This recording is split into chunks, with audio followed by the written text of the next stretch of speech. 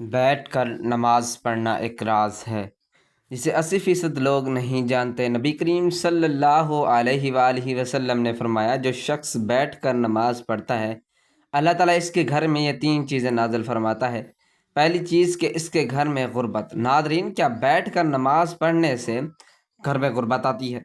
نبی کریم صلی اللہ علیہ وآلہ وسلم نے فرمایا، جو بوڑھے حضرات یا نوجوان بیٹھ کر نماز پڑھتے ہیں ان کے گھر میں اللہ تعالیٰ یہ 3 چیزیں نازل فرماتا ہے۔ پیارے دوستوں، نماز دین اسلام کا سب سے اہم رکن ہے جو بندے کو براہ راست اللہ تعالیٰ سے جوڑتی ہے، لیکن بعض اوقات انسان بیماری، کمزوری یا کسی عذر کی وجہ سے کھڑے ہو کر نماز ادا کرنے سے قاصر ہوتا ہے۔ ایسے میں سوال پیدا ہوتا ہے کہ بیٹھ کر نماز پڑھنے کا کیا حکم ہے؟ کیا یہ جائز ہے؟ کیا اس سے نماز کی فضیلت میں کمی آتی ہے، یا بیٹھ کر نماز پڑھنے سے وہی ثواب ملے گا جو کھڑے ہو کر پڑھنے میں ہے؟ کچھ لوگ یہ سمجھتے ہیں کہ بیٹھ کر نماز پڑھنا صرف بیماروں کے لیے ہے، جبکہ کچھ لوگ بغیر کسی شرعی عذر کے بھی بیٹھ کر نماز ادا کرتے ہیں۔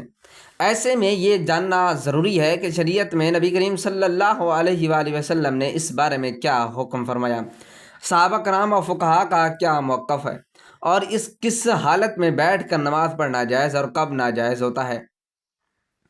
اس ویڈیو میں ہم قرآن و حدیث کی روشنی میں ان تمام سوالات کے جوابات تفصیل سے سمجھیں گے، تاکہ کوئی بھی غلط فہمی باقی نہ رہے اور ہم اپنی نماز کو شریعت کے مطابق درست ادا کر سکیں۔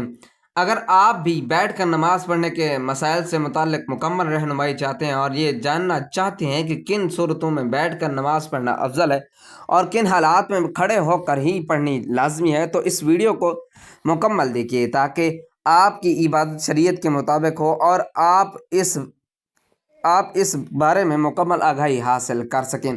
ناظرین، ہم ایک ایسے دور میں جی رہے ہیں جہاں دین کی ظاہری عبادت تو ہم جانتے ہیں، لیکن ان کی باطنی اسرار اور روحانی اثرات سے غافل ہو چکے ہیں۔ نماز، جو کہ مومن کی معراج ہے، صرف کھڑے ہو کر ہی نہیں پڑھی جاتی، بلکہ شریعت نے اس عظیم عبادت کو ہر حال میں ادا کرنے کی سہولت دی ہے، چاہے انسان کھڑا ہو، بیٹھا ہو، لیٹا ہو یا اشارے سے ادا کریں۔ لیکن کیا آپ جانتے ہیں کہ بیٹھ کر نماز پڑھنے میں ایک ایسا راز چھپا ہے جسے 80% لوگ مسلمان لا علم ہیں؟ یہ کوئی عام بات نہیں کہ نبی کریم صلی اللہ علیہ وآلہ وسلم نے خود اس طریقے عبادت کو اختیار کیا اور اسے امت کے لیے بھی آسان بنا کر پیش کیا۔ آپ صلی اللہ علیہ وآلہ وسلم کا یہ فرمان ہمیں حیران کر دیتا ہے کہ جو بیٹھ کر نماز پڑھتا ہے اللہ تعالیٰ اس کے گھر میں 3 چیزیں نازل فرماتا ہے۔ سوچے، ایک ایسا عمل جو بظاہر کمزور یا معذور افراد کے لیے رعایت کے طور پر دیا گیا ہو، اس میں اللہ تعالیٰ نے ایسی روحانی برکتیں چھپا رکھی ہوں جو عام آنکھ سے نظر نہیں آتی۔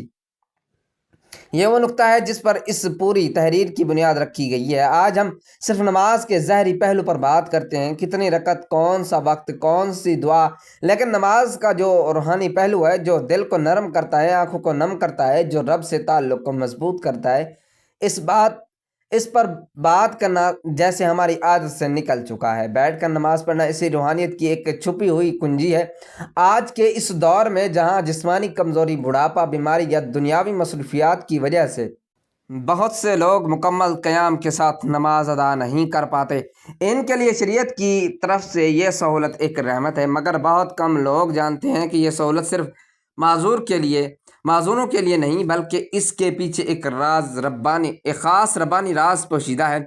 اگر آپ ان لوگوں میں شامل ہیں جو کسی وجہ سے قیام نہیں کر سکتے، یا اگر آپ کے عزیزوں میں کوئی ایسا ہے، تو یہ ویڈیو آپ کے دل کو سکون دے گی، اور اگر آپ صحت مند ہیں اور قیام کے قابل بھی، تب بھی آپ کو یہ جان کر حیرت ہوگی۔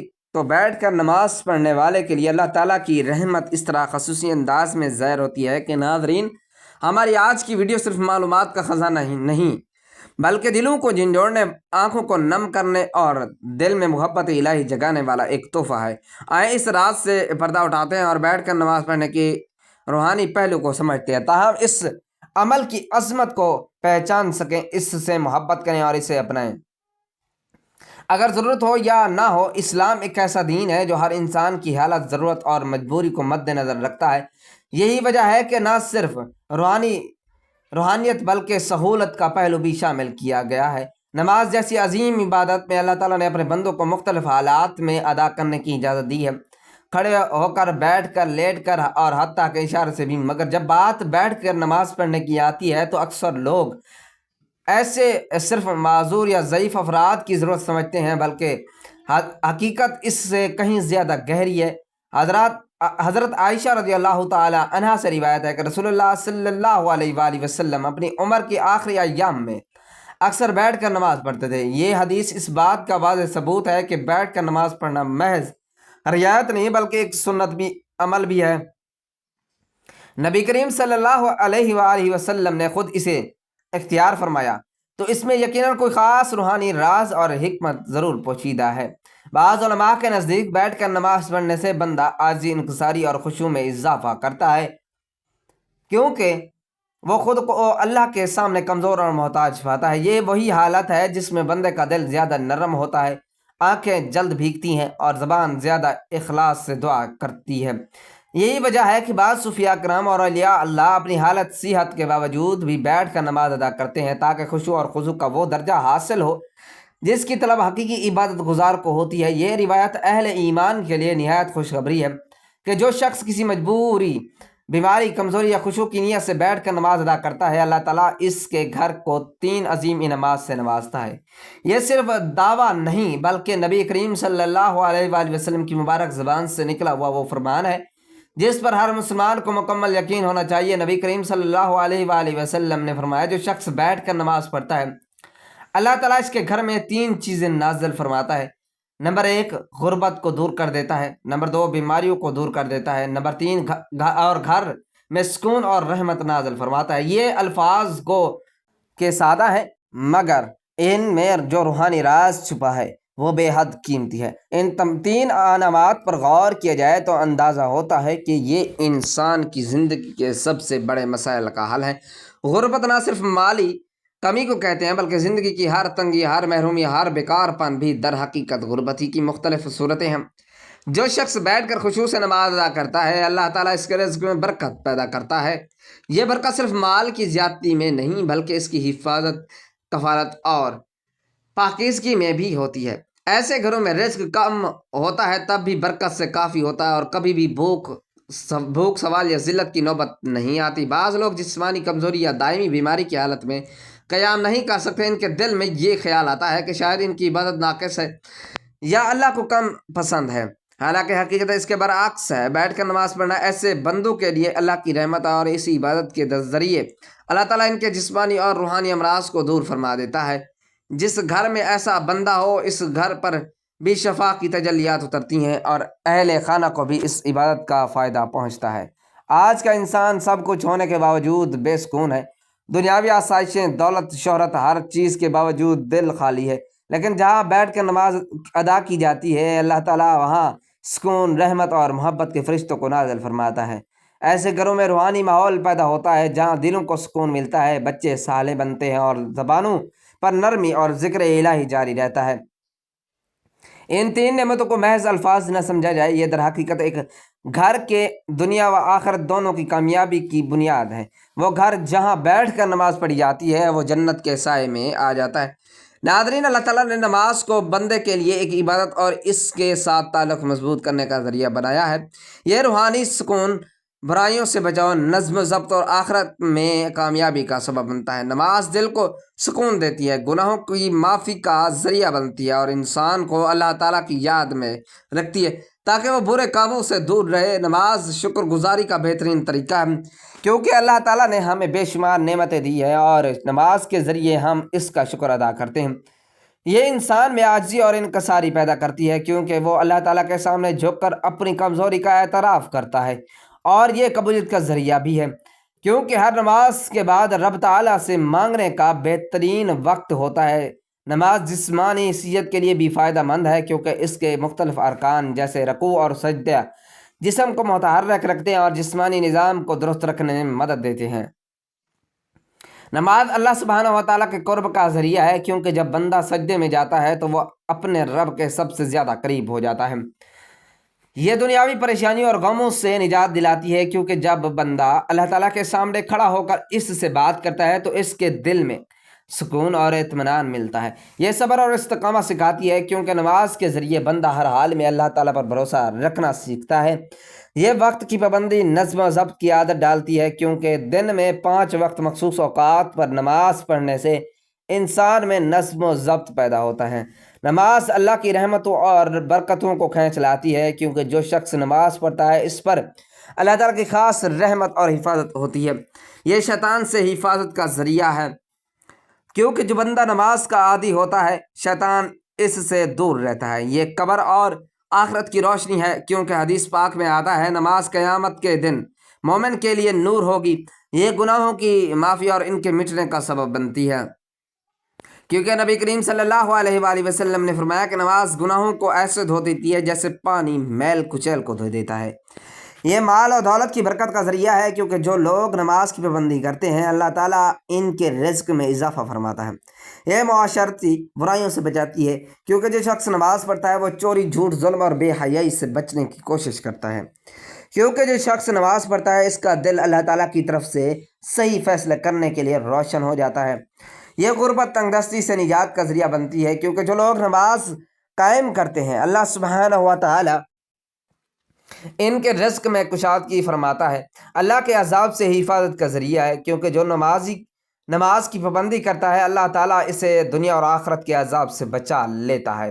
یہ قبر کی وحشت اور اندھیرے سے نجات کا سبب بنتی ہے، کیونکہ حدیث پاک میں آتا ہے کہ نماز قبر میں روشنی بن کر آتی ہے۔ یہ دل کی سختی کو ختم کر کے انسان کو نرم مزاج اور دوسروں کے ساتھ حسن سلوک کرنے کا والا بناتی ہے۔ یہ تمام انبیاء علیہ السلام کی سنت اور تعلیمات کا خلاصہ ہے، کیونکہ ہر نبی نے اپنی امت کو نماز کی تاکید کی ہے۔ یہ اللہ تعالیٰ کے ساتھ محبت کو بڑھاتی ہے، کیونکہ جو شخص نماز میں اللہ تعالیٰ سے راز و نیاز کرتا ہے اس کا دل اللہ تعالیٰ کی محبت سے بھر جاتا ہے۔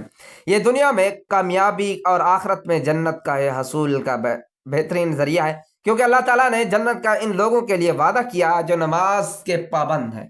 نماز ایمان کی پہچان ہے، کیونکہ جو شخص اللہ تعالیٰ کے سامنے جھکتا ہے وہی سچا مومن ہوتا ہے۔ یہ جہنم کی آگ سے ڈھال ہے، کیونکہ جو نماز قائم کرتا ہے اللہ تعالیٰ اسے عذاب سے محفوظ رکھتا ہے۔ زندگی کا نظم و ضبط ہے، کیونکہ 5 وقت نماز پڑھنے والا کبھی وقت ضائع نہیں کرتا، کیونکہ سب سے پہلے نماز کا حساب ہوگا اور جو اس میں کامیاب ہوگا اس کے لیے آگے سب کچھ آسان ہو جائے گا۔ یہ شیطان کا توڑ ہے، کیونکہ جو نماز پڑھتا ہے شیطان اس سے دور بھاگتا ہے۔